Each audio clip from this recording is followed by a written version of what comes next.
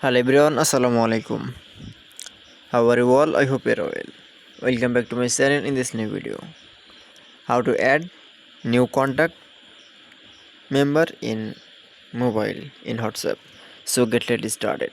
At first open your WhatsApp software. Now you can see now click from plus icon option. The green skin, the plus icon. Okay. Now click from new contact option. Now we name from now select from name and type the name.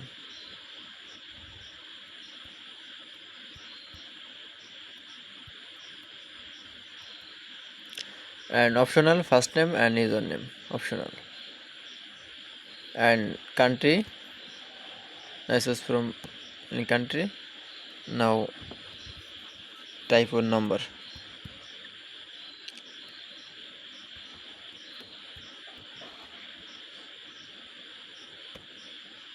Now click from save option. That it's now you can see add the new contact in WhatsApp in mobile is very easily.